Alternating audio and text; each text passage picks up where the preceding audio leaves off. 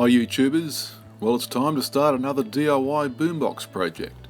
This time around I've turned the clock back a little and I'm recreating a box I built a couple of years ago, but with a few improvements. Let me introduce to you the DIY V5.0. Now, as I'm not trying to make a pocket-sized Bluetooth speaker, I won't be needing fancy tune cabinets, multiple passive radiators, mini subwoofers and high-tech algorithms to make bass. I'm sticking with real bass, and real bass requires big speakers and a big volume of air behind those speakers to produce deep, solid and punchy lows. No hollow droning bass is allowed. So apart from a modern D-class amplifier, every part of this box setup is old school. So no, I won't be cutting holes in an old suitcase or murdering a perfectly good Pelican case or toolbox. To achieve the performance I'm after, this has to be a proper ground-up build. Now for a few stats. The box will be 70 cm wide, 40 cm high and 24 cm deep. So this is a big box. The box is constructed of premium plywood. Now plywood offers greater strength, durability when compared with other materials such as MDF or chipboard. There's also a substantial weight benefit with a plywood box. The only drawback with ply is the extra finishing work that's required prior to painting. Okay, so step one would be a quick visit to your local hardware store for a couple of sheets of plywood. Get the premium stuff, you don't want a bunch of ugly knots messing up your finish. I've gone with 18mm plywood for the top, bottom and side panels for maximum strength. For the front and rear panels, plus the vertical internal walls, I went with 12mm to reduce weight. So you can see in this pic here I've cut the front and rear panels of the 12mm ply, just laid them out side by side just to see how things look. As you can see, I'm spacing them out quite a lot there, making quite a deep cabinet, because I really do want to maximise the amount of air that those speakers have to play with. So the top, bottom and side panels have been cut and they've been glued to the front panel. Very important to use plenty of clamps when you're gluing the plywood, and also to make sure that everything's nice and square. Okay, in this photo here you can see a level that's been clamped to the bottom piece there. That piece had a slight bow in it from the hardware store, so that's been straightened before the two internal walls have been installed there. They're 15 cm apart, which will provide plenty of room for the 7.2 amp hour SLA battery that'll go in that slot. It's 14 cm wide, so it just gives us a little bit of wiggle room there for us as well. Okay, so it's the next day. The box glue's nice and dry. Got the box flipped over. Okay, now the drivers and the tweeters, the holes have been cut for those. They're now in place. Okay, so now we're attaching the rear panel. As you can see, I've already cut out the door for the back panel. Now the door's cut out with the jigsaw. Now obviously I'm just cutting the exact shape of the door I want out, and the piece I cut out is the door, so it will be a perfect fit. But of course you need to make sure that you're pretty straight with your jigsaw cuts and your corners are nice and smooth, just to make sure the thing looks right. Now when you glue 12mm ply, you need plenty of clamps, because 12mm ply is pretty flexible, so you want to make sure that every part of that board is clamped down securely so the back panel will be nice and flat. Okay, so the front panel's almost done. We've got the hole cut there for the amplifier. Pretty important you get that cut right, because there's no dress panel that sits around the front of the Lepai amplifier. So any cut you make is going to be visible, so you've got to get that right. Just got to cut a hole now for the voltmeter, and that front panel's pretty much done.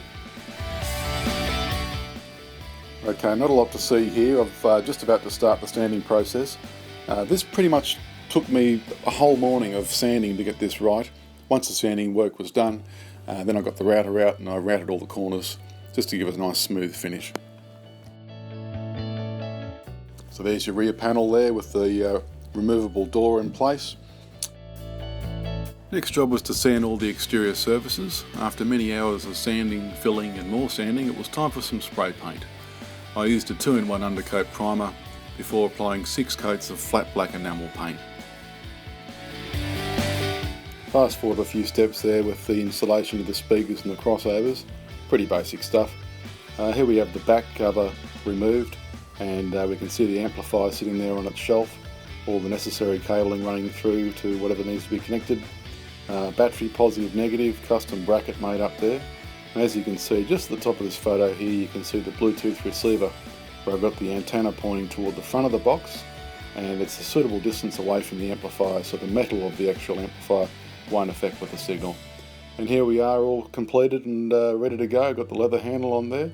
All the hardware that is fitted to this box is 316 stainless steel, and the handle is held on with nuts and bolts, so they're not self-tappers, they're proper nuts and bolts, and that means that handle there is actually rated for 40 kilos, so it won't have a problem lifting this 17 kilo box. So there we have it. So on the side panel here you have an on-off switch. The on-off switch gives power to the Bluetooth receiver and also gives power to the voltmeter on the front panel there. I just wired up, connected them together. You can have them separate switch if you like, but most of the time I'm using Bluetooth on this thing, and most of the time I want the voltmeter to be running. Just below there I've got my RCA inputs. Now this Lepai amplifier has two inputs, but they're all wired to the same circuit, so you can run a standard RCA inputs to a MP3 device that doesn't have Bluetooth, and if you don't want to use that, unplug that cable, turn on Bluetooth, and then it'll run off Bluetooth. But there's no switch on the actual amplifier to worry about because they are wired together.